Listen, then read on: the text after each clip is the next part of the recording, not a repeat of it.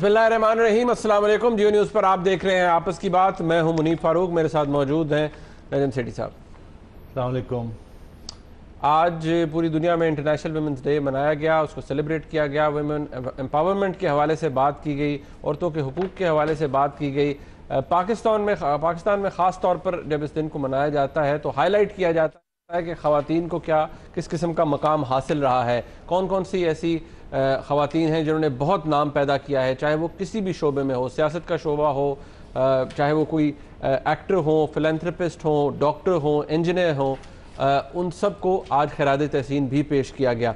इस हवाले से बात ब्रीफली हम शुरू में करेंगे कि इस दिन की अहमियत क्या है और इस दिन से क्या मैसेज जाता है, मर्दों को इस दिन के हवाले से क्या सोचना चाहिए और ख़वातीन का एहतराम किस हद तक ज़रूरी है, उनके जो हुकूक हैं वो क्या सिर्फ मर्द के पास ही हैं कि वो उन्हें देगा, या ये सोच जो है इसमें तब्दीली आनी चाहिए और ख़वातीन को एज एन इंडिविजुअल एक्सेप्ट भी करना चाहिए। इस हवाले से बात होगी। आगे चल के बात होगी इलेक्शन रिफॉर्म्स के ऊपर, यानी इंतखाबी इस्लाहात के ऊपर। याद रहे कि बहुत अरसे से कमेटी, तकरीबन 2 साल से ज़ायद का अरसा गुजर चुका है, कमेटी काम कर रही है। अभी तक डिसएग्रीमेंट्स मौजूद हैं, लेकिन अब इशू ये है कि इलेक्शन कमीशन ऑफ पाकिस्तान के खिलाफ हर्जा सराई कर रही है पाकिस्तान तहरीक इंसाफ, क्योंकि पाकिस्तान तहरीक इंसाफ का यह ख्याल है कि इलेक्शन कमीशन अब भी हुकूमत के ज़ेर असर है और जिस तरह की इस्लाहात होनी चाहिए इलेक्शन कमीशन नहीं कर पा रहा। इस बात में कितनी सच्चाई है, कितना वजन है इस आर्गूमेंट के अंदर, इसको डिस्कस करेंगे। फौजी अदालतों के हवाले से हर पार्टी का अपना मौक़िफ़ है। पाकिस्तान पीपल्स पार्टी का अपना मौक़िफ़ है, वो इस हवाले से तजावीज़ भी दे चुके हैं। जनाब आसिफ अली जरदारी साहब की प्रेस कॉन्फ्रेंस में उन तजावीज़ के अंदर कितना वजन है, कितनी वो जस्टिफाइड है, उनको भी डिस्कस किया जाएगा आज के प्रोग्राम में। और last but not the least, Phata reforms के हवाले से कैबिनेट ने अप्रूवल दे दी है, लेकिन जनाब मौलाना फजल रहमान साहब को एतराज़ है। वो ये कहते हैं कि कोई फैसला मुसल्लत ना किया जाए और फाटा के अवाम की मर्जी से जो कुछ हो वो होना चाहिए। सेठी साहब, यार ये बहुत लंबा एजेंडा है। आई नो ये नहीं होना, मतलब है कि तुम ट्राई कर लो मगर होना कोई नहीं। चले कोशिश, तुम्हारी जो ना तुम वादे करते हो तुम निभाते नहीं हो। कोशिश तो करता हूँ ना, और दैट्स नॉट गुड इनफ। अच्छा मैं क्या करूँ, अब आप मुझे छोड़ें, इस बात को छोड़ें। ये क्या है? ये हाँ ये क्या है? ये बाज। हमारे पास चिड़िया हुआ करती थी। दोस्तों का कहना है कि चिड़िया फटीचर हो चुकी है, तो मैंने कहा ठीक है बाज ले आते हैं। मेरा नहीं ख्याल कि चिड़िया फटीचर थी, मतलब उसकी बड़ी देरीना खिदमात हैं आपस की बात के लिए। पिछले 8 साल से उस बेचारी ने पिटाई भी करवाई है अपनी, नो-गो एरियाज़ के अंदर भी गई है, कभी कभी पर भी जले हैं। बहुत दफ़ा वो जैसे कहते हैं ना, बड़ा ज़बरदस्त स्केप भी करके आई है, बड़ी अहम खबरें लाई है, ड्यूरिंग द प्रोग्राम लाई है। तो आप कैसे कह सकते हैं कि वो फटीचर है? आपका कहना है कि वो अभी भी बड़ी हाई रैंकिंग चिड़िया ऑफ कोर्स और रिलायबल है। ये बात तो इतना वजनी है, खौफनाक है, और ऊपर से इतना कॉन्स्पिक्वस है कि ये तो अनवांटेड अटेंशन अट्रैक्ट करेगा। आप सही कह रहे हैं। बाज की छुट्टी करा देते हैं, रेलू कोटा वापस आ गया। चलिए, चिड़िया is finally back in action, चिड़िया is back in the saddle as it were. Of course, और ज़रूरी भी है। आप, मुझे बड़ा पसंद आया आपने चिड़िया की जद्दोजहद की उसके लिए। हाँ नहीं, मुझे चिड़िया की बड़ी खिदमत है आपके लिए, आपको याद हो या ना याद हो। ठीक। शेरी साहब, ख़वातीन का आलमी दिन सेलिब्रेट किया गया आज। मैं देख रहा था मुख्तलिफ प्रोग्राम्स भी किए गए, हाईलाइट भी किया जाता है। हर साल ये दिन, इसको हम हाईलाइट करते हैं, इसके ऊपर प्रोग्राम्स भी होते हैं, लेकिन क्या जो मुआशरा है, हम जारी बात अपनी बात करती है, उसका रवैया ख़वातीन की तरफ तब्दील हो पाता है? यार देखो, दिस इंटरनेशनल वुमेंस डे, इसकी बड़ी इंटरेस्टिंग बैकग्राउंड है, मगर वो तारीख़ का हिस्सा है। रूस के इनकलाब की बात तो सुनी है लोगों ने तारीख़ में, हिस्टोरिकल इवेंट अक्टूबर 1917 में हुआ, मगर बहुत कम लोगों को ये पता है कि वो कौन सा स्पार्क था जिसने रशियन इनकलाब 1917 में जिसको शुरू किया। गालबन टेक्सटाइल वर्कर्स की जो विमेन वर्कर्स थी, वो काफ़ी अरसे से वहाँ वोटिंग की राइट्स मांग रही थी, और ज़ार निकोलस जो थे वो नहीं देते थे। एक सो कॉल्ड जमहूरी हुकूमत थी, ऊपर मोनार्की भी थी, थोड़ा बहुत पार्लियामेंट भी था, डूमा था, इस किस्म की चीज़ें थी, मगर औरतों को वोटिंग के राइट्स नहीं थे। तो औरतों ने एहतजाज किया, एक स्ट्राइक हुई पेट्रोग्राड में 8 मार्च को। वो इवेंचुअली कोई स्ट्राइक चली, फिर वर्कर्स भी इस पर ज्वाइन कर गए, male workers, specially led by the socialists और रेवोल्यूशनरीज। और क्योंकि इनकलाब की जो थ्योरी थी उस वक्त वो यही थी कि फैक्ट्रियों से इनकलाब आएगा, पेजेंट्री जो है वो इनकलाब नहीं लाएगी।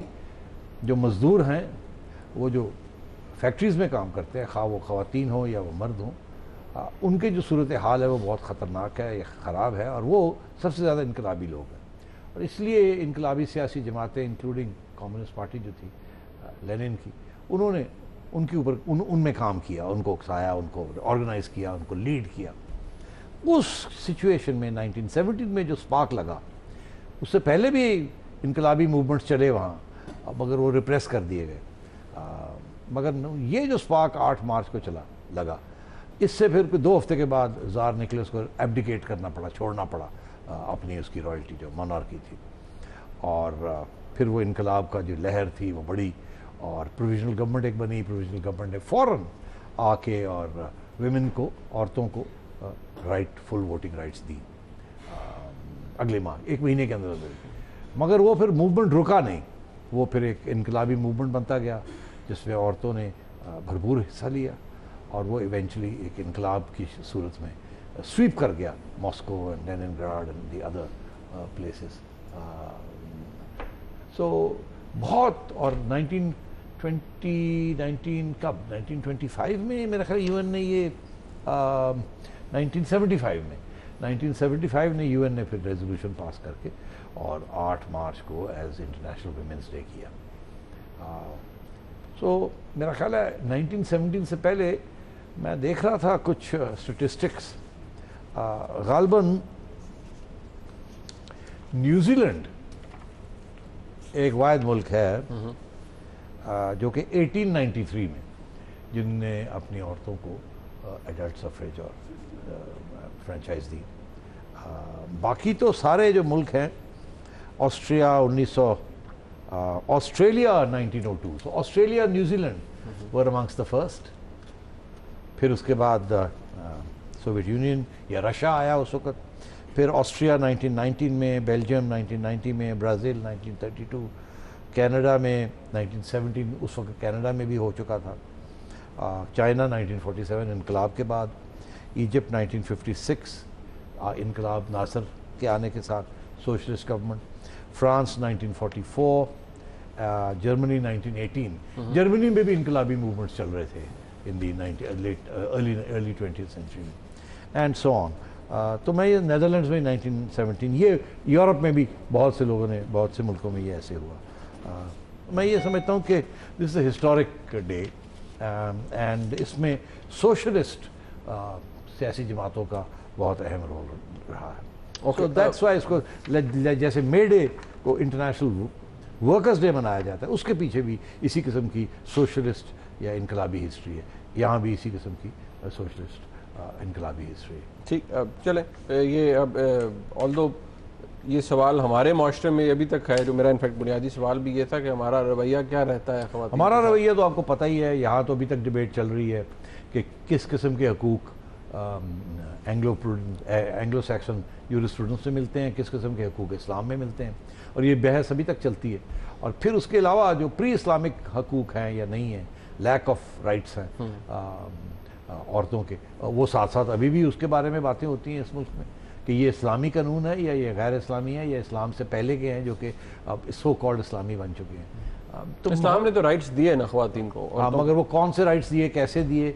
फॉर एग्ज़ाम्पल बहुत से मुस्लिम ममालिक हैं, इस्लामिक कंट्रीज़ हैं जहाँ मोनार्कीज़ हैं, बादशाहत है, वहाँ तो कोई पार्लियामेंट नहीं है, तो वहाँ वोटिंग राइट्स क्या होगी? अलबत्ता लोकल गवर्नमेंट के अंदर वहाँ राइट्स दी गई हैं, मगर बहुत सी और औरतों को राइट्स लिए। पाकिस्तान भी मुस्लिम ममालिक मुल्क है और यहाँ औरतें ड्राइव कर सकती हैं। सऊदी अरेबिया में अभी तक लड़ाई झगड़े कि इसके ऊपर ड्राइविंग कर सकती है कि नहीं कर सकती, डिप्रेशन बहुत, और यहाँ कहीं जा सकती हैं किसी मर्द के बगैर, गार्डियन के बगैर ये नहीं जा सकती। तो ये इश्यूज चल रहे हैं।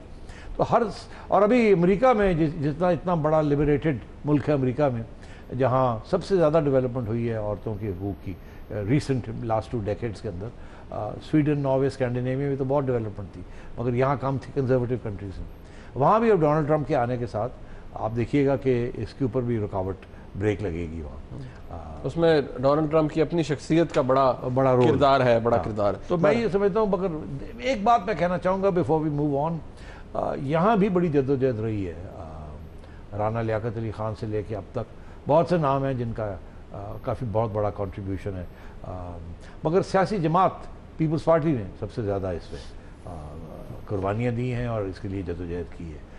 मगर ये भी मैं कहता चलूँ कि अब तो मुस्लिम लीग और पीपल्स पार्टी में बहुत कम फ़र्क है जहाँ तक इस किस्म की चीज़। एक ज़माने में बहुत फ़र्क, एक ज़माने में बड़ा फ़र्क था, लेकिन अब भी जो मेजॉरिटी है, जो बिल्स हैं, वो पाकिस्तान पीपल्स पार्टी के दौर में ही लाए गए, हरासमेंट के हवाले से। बिल्कुल सही है, सबसे ज़्यादा कंट्रीब्यूशन अभी भी पीपल्स पार्टी की है। वो और बात है कि अब नून लीग रेजिस्ट नहीं करती जिस तरीके से करती थी पहले। और जनरल मुशर्रफ के ज़माने में भी कुछ पेशकदमी हुई थी। बिल्कुल ठीक। एक बात मैं कहता चलूँ कि औरतों के बारे में जनरल ये है कि दो अंग्रेज़ी के लफ्ज़ हैं, एक है ओप्रेस्ड, एक है रिप्रेस्ड। अगर एक मिनट आप दें तो ये बहुत इंपॉर्टेंट डिस्टिंक्शन है जो कि मैं बताना चाहूँगा। रिप्रेशन और ऑपरेशन। ऑपरेशन तो ये है कि मर्द की oppression on woman, male oppression on woman, physical violence, denial of certain rights, physically, bullying, and so on and so forth. Repression जो है वो इट्स पॉलिटिकल एक्ट, कि वो उनकी जो दूसरे हकूक़ होते हैं उनको रिप्रेस किया जाता है। तो ऑपरेशन जो है वो इंडिविजुअल सब्जेक्टिव है और जो रिप्रेशन है वो ऑब्जेक्टिव है। औरतों के बारे में ये कहते हैं जी कि कंट्रीब्यूशन औरतों की, जब आप एक मुल्क की ग्रॉस नेशनल इनकम काउंट करते हैं कि जी पाकिस्तान की ग्रॉस नेशनल इनकम कितनी है, 250 बिलियन। अच्छा, 250 बिलियन में मुनीफ फ़ारूक की जो तनख्वाह है ना वो काउंट होती है, ठीक है। आपकी अगर अहलिया है वो किसी जगह मुलाजमत करती है तो उनकी तनख्वाह काउंट होती है, ठीक है। आप कहीं मुलाजम है even as a domestic servant तो आपकी तनख्वाह काउंट होती है इनकम के अंदर। मगर ख़वातीन जो कि मेजॉरिटी ऑफ वीमेन जो कि एग्रीकल्चर सेक्टर में है, वो दिन रात वहाँ काम करती हैं, उनकी जो मेहनत है उसका कोई रिवॉर्ड नहीं है, कोई सैलरी नहीं है उनकी। सुबह उठती हैं, काम करती हैं फील्ड्स के अंदर, नहीं तो अगर रोटी भी पकाती हैं अपने मर्द के लिए तो उसकी भी एक वैल्यू है क्योंकि उनका टाइम लग रहा है, वो रिकग्नाइज्ड नहीं है, मगर उसको स्टेटिस्टिक्स के अंदर और किसी मुल्क की इनकम के अंदर उसको रिकग्नाइज नहीं किया जाता। तो उनकी जो कंट्रीब्यूशन है टू ग्रॉस नेशनल प्रोडक्ट वो अभी तक उसको काउंट नहीं किया जाता। A lot of it that contribution को काउंट नहीं किया जाता। कितना जुल्म है कि एक औरत जो है वो घर में काम करती है, सफाई करती है, बच्चों को पढ़ाती है, रोटियां पकाती है, सब कुछ करती है, कपड़े धोती है, मगर उसके लिए उसको मिलता कुछ नहीं, कोई इनकम नहीं मिलती उसको। और उसकी मेहनत का कोई एस्टिमेट भी नहीं लगाया जाता कि इसकी मेहनत जो है महीने की इसका क्या वैल्यू बनती है। मर्द करे तो उसकी वैल्यू लग जाती है, उसी वक्त को मुलाजमत हो जाती है, या जो पैदा करता है उसकी एक कीमत बन जाती है, गंदम जो भी करता है। औरत को इस तरीके से ऑप्रेस किया जाता है कि उसको उसकी जो सैलरी मिलनी चाहिए या उसको जो इनकम मिलनी चाहिए उस काम से उसको अपने घर में नहीं मिलती। इस तरीके से फिर वो बंदिशें जब वो कहती हैं बढ़ जाती हैं। तो मैं ये कह रहा हूँ कि ये बाहर के मुल्कों में तो हाउसवर्क के लिए कम ही काम होता है, ज़्यादा काम जो है वो हाउस होल्ड के लिए भी आप यू हायर पीपल, बट यहाँ तो इट्स नॉट लाइक दैट। तो बहुत सी पाबंदियाँ हैं, बहुत लंबा रास्ता, तवील रास्ता है हमने कवर करना हमारी सोसाइटी ने, जब हम ये कह सकेंगे कि औरतों के हुकूक ज़्यादातर उनको मिल गए हैं और अब वो मर्दों की इक्वल हो चुकी है। तो थोड़ा सा वो इज्तिमाई सोच में भी तब्दीली की अभी काफ़ी ज़रूरत है, अभी वो सोच में तब्दीली नहीं आई।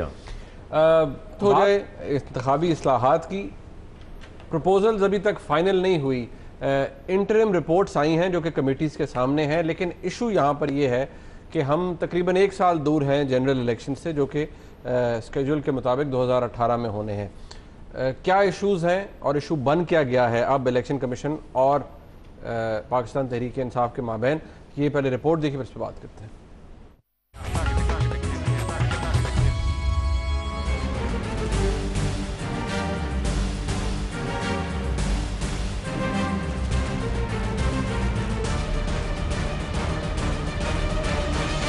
गुज़िश्ता इंतखाबात के बाद जिस तरह से धांधली के इल्ज़ामात लगाए गए, उसके नतीजे में इंतखाबी इस्लाहात के लिए हुकूमत की जानिब से जुलाई 2014 में एक कमेटी बनाई गई थी, जिसकी सरबराही वज़ीर ख़ज़ाना जनाब इसहाक डार की ज़िम्मे आई। बाद अज़ां गुज़िश्ता साल दिसंबर में इस कमेटी की जानिब से इंतखाबी इस्लाहात की तजवीज़ पेश की गई। ये एक इंटरिम रिपोर्ट थी जो कि इससे पहले भी पेश की गई थी। इस कमेटी में तमाम ही जमातों की नुमाइंदगी मौजूद थी, लेकिन पाकिस्तान तहरीक इंसाफ ने इन तजावीज़ के जायज़े के लिए अपनी पार्टी की सब कमेटीज़ कायम कर दी। दिलचस्प अमर यह है कि कुछ दिन पहले इंतखाबी इस्लाहात कमेटी से इलेक्शन कमीशन ऑफ पाकिस्तान के नुमाइंदों का वॉकआउट देखने में आया, जो तहरीक इंसाफ की डॉक्टर शीरी मज़ारी साहिबा की जानिब से इलेक्शन कमीशन पर 2018 के इंतखाबात में धांधली की तैयारी करने का इल्ज़ाम लगाया गया। उधर तहरीक इंसाफ के रहनुमा जनाब इमरान खान साहब का कहना है कि वो एक बार फिर सड़कों पर निकल सकते हैं, लेकिन इस बार उनका हदफ इलेक्शन कमीशन ऑफ पाकिस्तान होगा। दूसरी तरफ पहले ही इलेक्शन कमीशन पर हुक्मरान जमात मुस्लिम लीग नून के असरअंदाज होने का इल्ज़ाम लगाया जा चुका है। अगर इनका ख्याल है नवाज शरीफ का कि वो उस 2013 का फिर से इलेक्शन करवाएंगे, जो वो प्रोग्राम बना रहे हैं, इलेक्शन कमीशन है, लोग इन्होंने अपने घुसाए हुए हैं। हमें पता है इनका कौन सा आदमी इलेक्शन कमीशन में बैठ के क्या कर रहा है। हमें अंदर से इलेक्शन कमीशन से पूरी रिपोर्ट आ रही है। 2018 से पहले हम सड़कों पे होंगे। अगर इन्होंने जो मंसूबा बना रहे हैं करने का, ये हम करने नहीं देंगे। हम बाद में नहीं करेंगे, हम पहले इलेक्शन के इंश्योर करेंगे कि न्यूट्रल अंपायर के जरिए साफ और शफाफ इलेक्शन। चीफ इलेक्शन कमिश्नर की जानिब से हुकूमत को इंतखाबी इस्लाहात कमेटी पे अपने किसी भी नुमाइंदे को न भेजने के फैसले से आगाह करते हुए कार्रवाई का बॉयकॉट करने का ऐलान किया गया है। सवाल यह है कि क्या ऐसी सूरत हाल में इंतखाबी इस्लाहात का काम अगले आने वाले जनरल इलेक्शन से पहले मुमकिन हो सकेगा? और सवाल ये भी है कि 2 साल के अरसे के बाद भी अगर इंतखाबी इस्लाहात बतरीके ऐसन नहीं हो सकती, तो इसकी जिम्मेदारी किस पर आयद होती है, पार्लियामेंटेरियंस पर या इलेक्शन कमीशन ऑफ पाकिस्तान पर?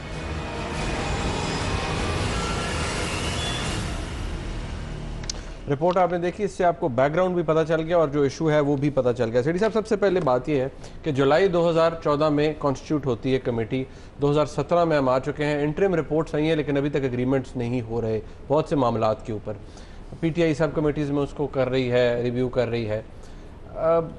अगर इसी स्पीड पर हम चल रहे हैं, आपको होता हुआ नज़र आता है 2018 से पहले कि जी कंसेंसस बन जाए, ड्राफ्ट हो जाए, इम्प्लीमेंटेशन हो जाए? मैं समझता हूँ कि इमरान खान साहब की स्ट्रैटेजी ये है कि जितना लंबा खींच सकें और जितना इसमें से प्रोपेगेंडा माइलेज निकाल सकें वो निकालनी चाहिए। तो अगर अभी वो इत्तेफाक कर लेते हैं, फ़ौरन अग्री कर लेते हैं, तो फिर आगे वो पीछे नहीं हट सकेंगे। तो किसी को अटैक करने की कोई बंदा नहीं मिलेगा या कोई टारगेट नहीं मिलेगा।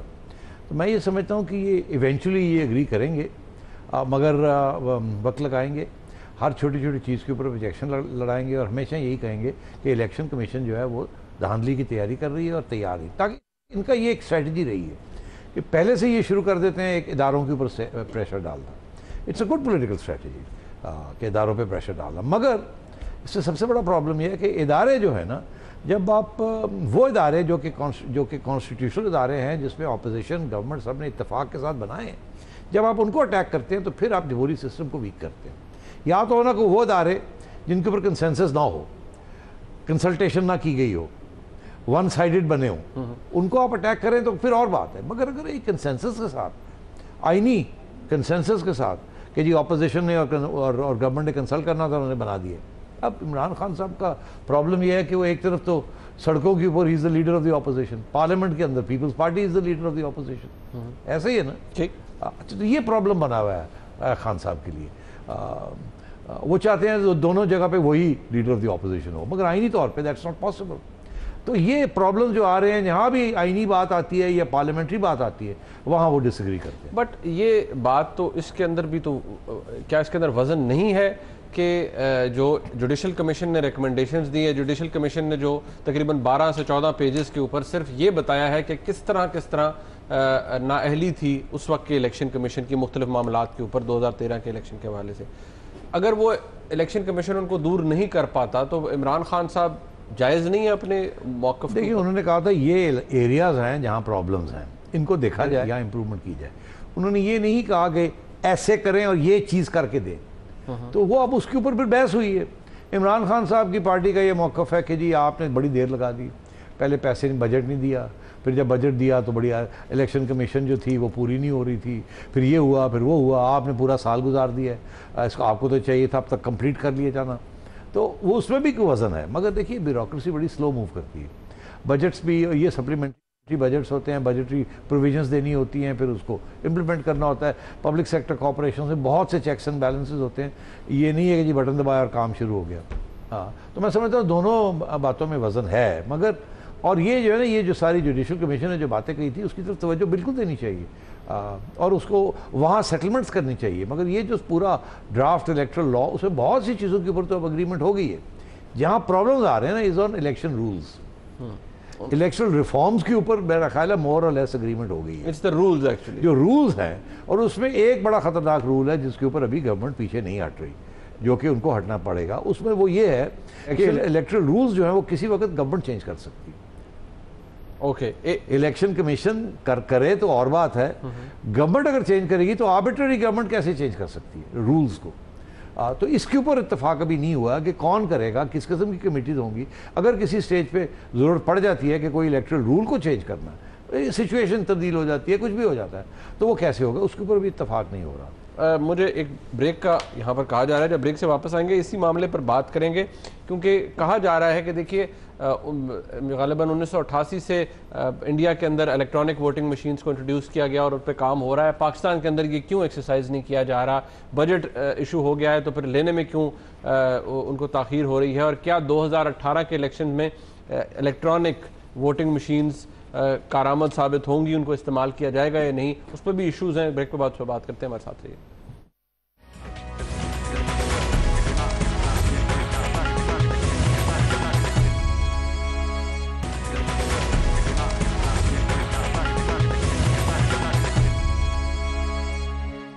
एक दो फिर आप खुशामदीद करते हैं सेठी साहब। लेकिन ये जो मौक़िफ़ है अब इलेक्शन कमीशन ऑफ पाकिस्तान का, कि क्योंकि अब वो उस मीटिंग के अंदर बाबर याकूब फ़तेह मोहम्मद साहब थे जो सेक्रेटरी हैं इलेक्शन कमीशन के, वो उस मीटिंग में थे, उनके साथ और भी लोग मौजूद थे। वहाँ पर डॉक्टर शरीन मज़ारी साहिबा ने सवाल इस हवाले से किया कि आपने प्रोविंशियल इलेक्शन कमिश्नर्स क्यों तब्दील किए, तो उन्होंने जिसका जवाब ये था कि क्योंकि 3 रिटायर हो गए थे तो तब्दील तो होने ही थे। जिस पर उन्होंने कहा डॉक्टर साहिबा ने कि आप लोग 2018 के इलेक्शन के अंदर धांधली करवाने की तैयारी कर रहे हैं, तो उन लोगों ने वॉकआउट किया और उन्होंने जाके फिर ब्रीफ किया चीफ इलेक्शन कमिश्नर को, जिसके नतीजे में चीफ इलेक्शन कमिश्नर ने लिख दिया है to the speaker of the National Assembly के इलेक्शन कमीशन के लोग इस कमेटी के अंदर अब पेश नहीं होंगे और उन्होंने बॉयकॉट किया है।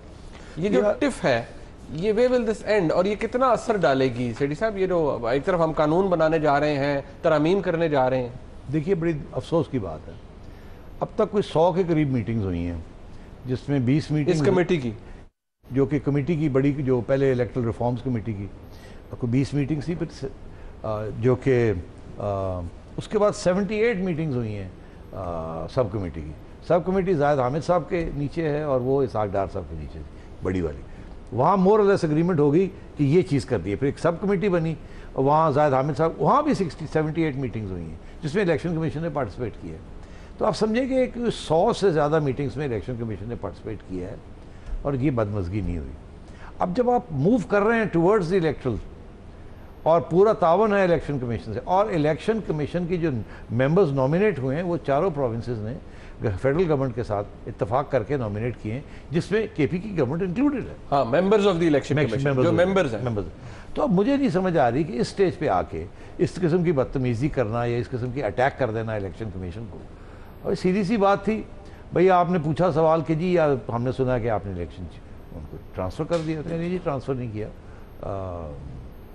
वो रिटायर हो गए हैं, नॉमिनेटेड न्यू पीपल, ख़त्म हो जाती बात। मगर वहाँ से फिर छलांग मार के इल्ज़ाम लगा देना कि आप लोग तो तैयारी कर रहे हैं रिगिंग की, तो ये है सियासी प्रेशर। मगर अब लगता मुझे ऐसे है कि ये सियासी प्रेशर बैकफायर कर रहा है, जिसकी वजह से इलेक्शन कमीशन ने अब हार्ड लाइन ले ली है, और उसके नतीजे में इमरान खान ने और फिर हार्ड लाइन ले ली है कि अच्छा भी ठीक है, हम सड़कों के निकलेंगे, इस दफ़ा हम गवर्नमेंट की तरफ नहीं जाएंगे, आप की तरफ आएंगे। ये पुरानी रवैया है, जब भी इनकी बात नहीं मानी जाती, कोई भी वजह हो, जायज़ हो या नाजायज़ हो, ये कहते हैं हम धमकी देते हैं हम सड़कों पर निकल आएंगे। मेरा ख्याल है कि अब वक्त आ गया है कि जो ये नॉन जो न्यूट्रल अदारे हैं लाइक द इलेक्शन कमीशन, जो कि इत्तेफाक के साथ बने हैं, दे शुड से आप निकल आए सड़कों पे and they should call the government. देखिए they are attacking a constitutional organ, सड़कों के ऊपर जो हो रहा है, तो इसको इजाज़त नहीं होनी चाहिए, खत्म होगी बात, because it's interfering in the electoral process.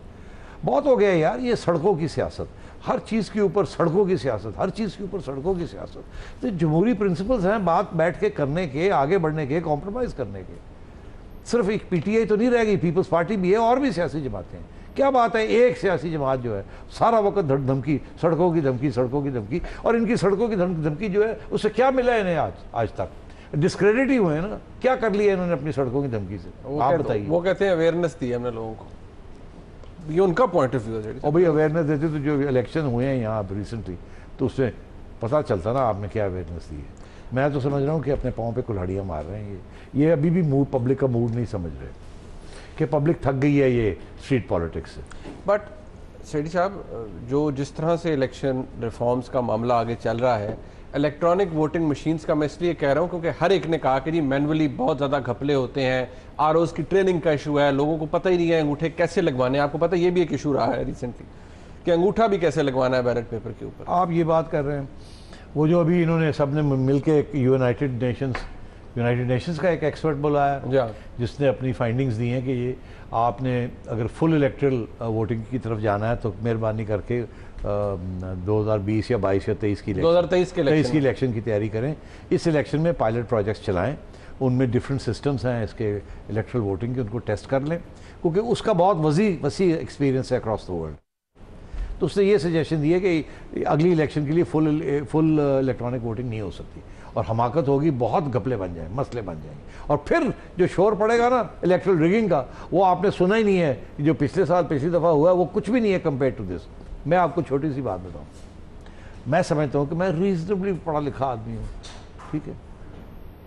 अब इलेक्ट्रॉनिक मशीन्स जो हैं, फिंगरप्रिंटिंग, दुबई में जाएं, इधर जाएं, तो you have to put your finger on it sometimes. 50% of the time वो नहीं चलता। वो कहते हैं नहीं रिकग्नाइज किया, फिर करो, नहीं रिकग्नाइज किया, दरवाज़ा लॉक, चलिए बाहर निकलिए, पासवर्ड दिखाइए। मुझे पता है, लोग कहते हैं, मैं खड़ा होता हूँ देख रहा होता हूँ, लोग बेचारे लगे हुए होते हैं, पढ़े लिखे लोग, स्टूडेंट्स, बिजनेसमैन, जिनके पास वो ई एंट्री गेट्स की वो हैं। That shows how difficult it is. तो मैंने एक दिन पूछ लिया वो पासपोर्ट वाले से, वो मैंने कहा जी ये क्यों नहीं ये चलती मशीनें? उसने कहा नहीं, ये सेंसिटिव मशीन्स होती हैं, अगर हाथ जो है उसके ऊपर भी आपने साफ़ किया है किसी पानी वानी से और फुली ड्राई नहीं किया तो प्रॉब्लम बन जाएगा, ज़्यादा मिट्टी लगी हुई है तो प्रॉब्लम बन जाएगा, ग्रीसी है तो प्रॉब्लम बन जाएगा। तो मतलब है कि, और कभी वो ये लगाना होता है अंगूठा, वो कहती है, कभी कहती है ये लगाएं, कभी कहती है ये फिंगर लगाएं। आई मीन इवन पढ़े लिखे लोग जो है वो कंफ्यूज हो जाते हैं। यार जब हाथ ऐसे आता है तो वो कहते हैं ये फिंगर लगाएं, वो समझते हैं हाथ ऐसे है तो वो कहते हैं ये फिंगर नहीं, वो ये फिंगर बनती है। तो you know that sort of thing, it is not easy. But India में तो सिटी साहब 1988 से देखिए शुरू हुआ है, लेकिन शायद उन्होंने पायलट प्रोजेक्ट्स किए होंगे, बहुत पायलट प्रोजेक्ट्स किए थे। मैंने इंडियन इलेक्शन कमीशन 99 के बाद प्रॉब्लम, इंडियन इलेक्शन कमीशन से मैंने एक इंटरव्यू किया था कोई 3-4 साल पहले। तो उनसे मैंने पूछा था, उन्होंने कहा जी बड़ी वक्त लगा हमें, ये हम कब से ये ट्राई कर रहे हैं, हमने अपनी इंडिजिनस मशीन्स बनाई हैं, और यहाँ तो इंडिजिनस मशीन छोड़े, हम तो सोच रहे हैं कि इंडिया से इंपोर्ट करें ये जो इंडिया वाली मशीन्स हैं, क्योंकि जो कंडीशंस हैं मोस्ट वोटर्स की, मिट्टी लगी हुई है, रूरल एरियाज़ में हैं, यू नो सफाई नहीं है, ये है वो है, मगर अभी भी बड़े प्रॉब्लम्स आते हैं। मगर वहाँ धांधली, इंस्टीट्यूशनल धांधली नहीं होती, छोटे मोटे इरेगुलरिटीज़ होती हैं, रिजेक्ट हो जाता है, ये हो जाता है, मगर लोग नहीं छोड़ डालते। यहाँ तो 300 वोट जो है सारी कंस्टिट्यूंसी में वो निकला है, तो यहाँ कुछ ऐसी जमातें वो शोर डाल देती हैं कि धांधली होगी। लेकिन जितना बड़ा शोर सेठी साहब 2013 के इलेक्शन में पड़ा, इतना बड़ा कभी नहीं पड़ा। ऑल्दो मुशर्रफ साहब के अंडर भी 2002 का इलेक्शन हुआ, जिसके ऊपर तो कहा जाता है कि वो that was a massively rigged election. ये आहिस्ता आहिस्ता काम चलेगा आगे, और इस पर अच्छी नीयत चाहिए आपको सबको। अगर कोई बदनीयती कोई सियासी जमात करेगी तो फिर फटा तो पड़ेगा। ठीक, ब्रेक ले लेते हैं यहाँ पर। जब ब्रेक से वापस आएंगे तो बात कुछ हो जाए फौजी अदालतों के क़याम के हवाले से। बस साथ रहिएगा।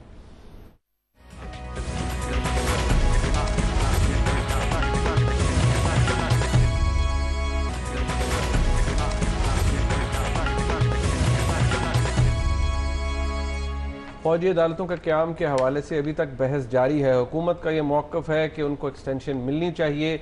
फ़ौज का भी ये मौक़िफ़ है, क्योंकि जिस तरह के दहशतगर्द पकड़े जाते हैं और जिस तरह की दहशतगर्दी की जाती है, उन लोगों को सबक सिखाने के लिए फ़ौजी अदालतों का क़याम नागुज़ीर हो चुका है, क्योंकि हमारा क्रिमिनल जस्टिस सिस्टम इस तरह से अभी तक इक्विप्ड नहीं है कि स्पीडी ट्रायल्स हो सकें और लोगों को मंतकी अंजाम तक पहुँचाया जा सके, जिसके नतीजे में मिलिट्री कोर्ट्स ज़रूरी हैं। इनके ऊपर बात ज़रूर हो रही है। शेरी साहब, पाकिस्तान पीपल्स पार्टी ने आसिफ जरदारी साहब की जो लेड प्रेस कॉन्फ्रेंस थी उसमें कुछ 9 सजेशंस दिए हैं। आसिफ जरदारी साहब का ये कहना है कि मिलिट्री कोर्ट्स जो हैं ये इनमें एक फ़ौजी अफसर के साथ एक सेशन जज भी होना चाहिए, और उस सेशन जज को जो चीफ़ जस्टिस हैं ऑफ पाकिस्तान वो नॉमिनेट करें, या chief justice of the relevant high court वो नॉमिनेट करें। Does it? अगर आप 2-3 और चीज़ें साथ में लाएं तो फिर ये बड़ा बिल्कुल ये मिलिट्री कोर्ट तो रहता ही नहीं है, ये कुछ और बना। मैं आपको बता देता हूँ। एक ये कि वो कहते हैं इसको फिलहाल एक्सटेंड एक साल के लिए किया जाए, वो तो ठीक है, मैं एग्री करता हूँ। इसको साल 1 ईयर बाय ईयर करना चाहिए, इसकी रिव्यू करना चाहिए कि गड़बड़ तो नहीं हो रही, रिजल्ट्स मिल रहे हैं, सही रिजल्ट्स मिल रहे हैं कि नहीं। जुडिशियल रिव्यू का अख्तियार होना चाहिए by the high courts under 199। नहीं तो फिर तो फायदा, और हाई कोर्ट जो है उसे 60 दिनों के अंदर डिसाइड कर देना चाहिए कि नहीं, कोई ज़रूरत नहीं हाई कोर्ट में, फिर तो it's becomes like a session court. अगर आपने इधर के बाद उधर भी जाना है, समरी फिर कहाँ हुई, और क्विक जस्टिस कहाँ से हुई? हाई कोर्ट्स में तो पता नहीं कितना अरसा लग जाता है, 60 डेज कह रहे हैं ना 60 दिन। नहीं, सीधा अगर सुप्रीम कोर्ट के बाद जुरिस्डिक्शन है तो फिर वो करे, जहाँ करना, जहाँ नहीं करना ना करे।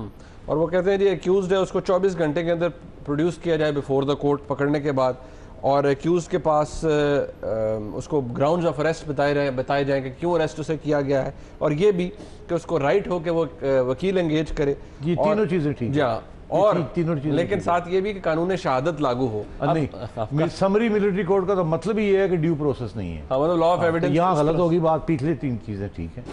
और तो ये सेल्फ कॉन्फ्लिक्ट ये बनाया इसलिए गया है कि नेगोशिएट किया जाए अब, और फिर कोई फाइनल ड्राफ्ट बनाया जाए।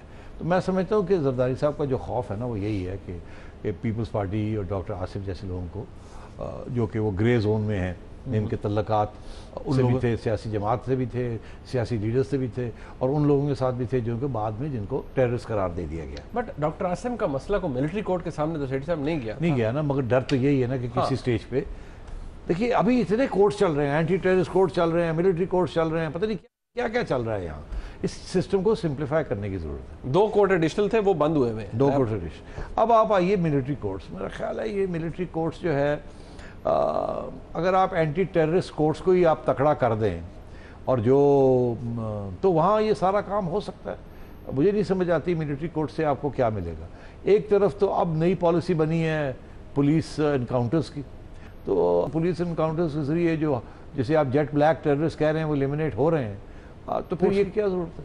आपका ख्याल है कि ये जो आप हैंगिंग्स कर रहे हैं इसके साथ कोई डिटेरेंस हो रही है? नहीं। जो लोग ये टेररिज्म कर रहे हैं एक मज़हब के नाम में, उन्हें ये मौत से और डेथ से तो डर ही नहीं है, बिल्कुल नहीं है। सो इसलिए मैं ये समझता हूँ कि इसके ऊपर गहरी डिबेट होनी चाहिए। क्या कोई और लीगल स्ट्रक्चर अवेलेबल है जिसमें आप जो मसला आप मिलिट्री कोर्ट से हल करना चाहते हैं आप उससे हल कर सकते हैं? सेठ साहब, प्रॉब्लम ये है कि अगर आप ये जो बात आप कह रहे हैं कि ठीक है police encounters because we are in a state of war, दहशतगर्दों के खिलाफ कार्रवाई करें, एलिमिनेट करें, लेकिन फिर यहाँ सवाल ये आ जाता है कि किसको मारा, कौन मारा, जो मारा है वो मुजरिम था या नहीं था, फिर ह्यूमन राइट्स के इश्यूज आ जाते हैं, बहुत से मामला पैदा हो जाते हैं। तो ठीक है, मेरा ख्याल है मिलिट्री कोर्ट्स होने चाहिए for a limited period of time with specific powers. बिल्कुल the link between corruption and politics को रिमूव कर देना उसमें, ताकि गुंजाइश ना रहे। करप्शन और टेररिज्म मतलब करप्शन एंड टेररिज्म को रिमूव कर देना चाहिए, और specially corruption in political parties, establish political parties and terrorism, वो लिंक ख़त्म कर देनी चाहिए। उसके लिए एंटी टेररिस्ट कोर्ट है और बहुत से कोर्ट्स हैं आप कर सकते हैं, और military court should be for jet black terrorist, और ये बाकी जो चीज़ें उनको सहूलत ज़रूर मिलनी चाहिए, because at the end of the day everybody is innocent until proven guilty. वकील अपना ले लें, अरेस्ट के बाद फ़ौरन चार्जेस जो है वो ले डाउन कर लिए जाएँ। प्रॉब्लम क्या होता है? प्रॉब्लम होता है लोग गिरफ्तार होते हैं from war areas with terrorist material on their hands, फ़ौरन कन्फेस कर देते हैं, ठीक है। अब वो एक दिन के अंदर अंदर चार्जेस फ्रेम करना इज़ नॉट ईजी, क्योंकि फिर उनको डिफेंड भी करना और जिन हालात में उन्हें पकड़ा जाता है वो तो रेड्स होते हैं ना, रेड्स होते हैं, तो फिर उसके बाद आपने कैसे जाके एकदम चार्ज फ्रेम कर दिया? तो मैं समझता हूँ ये है कि जी 24 आवर्स के अंदर चार्ज फ्रेम करना, चलो 7 दिन तो दे दीजिए आप। अच्छा, वहाँ डर ये है कि 7 दिन के अंदर आप तशद्दुद करके उनसे कन्फेशन एक्सट्रैक्ट कर लेंगे, तो ये डेलिकेट मामले हैं सारे। मेरा ख्याल है ये जो है ना कि फेडरल गवर्नमेंट जो है वो फाइनली जो केस जाता है मिलिट्री कोर्ट के अंदर, उसका फैसला फेडरल गवर्नमेंट करती है। तो मेरा ख्याल है कमेटी बना दी जाए एक, जिसमें चीफ जस्टिस भी हों, जिसमें फेडरल इंटीरियर मिनिस्टर भी हो, और चारों प्रोविंसेस के इंटीरियर मिनिस्टर्स हों, होम मिनिस्टर्स जैसे कहते हैं, उसकी कमेटी बन जाए। फौज की नुमाइंदगी, और जाहिर है कि फौज कहती है जी कि इसको, और वो फिर ये जो सारे केसेस हैं क्योंकि अभी प्रोविंशियल गवर्नमेंट भेजती है ना, अरेस्ट वो करते हैं अंडर लॉ, वो करते हैं। तो बात यह है कि वो जो जिन लोगों को मिलिट्री कोर्ट्स पे ट्राई करना है, वो फिर इस किस्म की कमेटी जो है वो इसको वेट कर ले, देख ले, वहीं बहुत सी छांटी हो जाएगी। तो इस किस्म की अमेंडमेंट्स हो सकती है, मगर नीयत ठीक होनी चाहिए। कोशिश हमने की कि आज एजेंडे को पूरा करें, लेकिन नरीम साहब ने क्योंकि शुरू में कह दिया था ये मुश्किल है, इन्होंने नज़र लगा दी मेरी कोशिश को और हम उस एजेंडे को मुकम्मल तौर पर पूरा नहीं कर सके। नरीम साहब, I hold it against you. आप दोबारा तुम बाज आ जाओ। अच्छा, मैं बाज आ गया हूँ, लेकिन आप चिड़िया को वापस लाएं, उसकी बहुत अहमियत है चिड़िया की। ये जो बाज है इतना हट्टा कट्टा आपका, इसकी हमें फ़िलहाल ज़रूरत नहीं है। चिड़िया की बड़ी देरीना खिदमात हैं आपस की बात के लिए। आज का प्रोग्राम आपने देखा, इंशाअल्लाह अगले हफ्ते फिर मुलाकात होगी, तब तक के लिए इजाज़त, खुदा हाफ़िज़।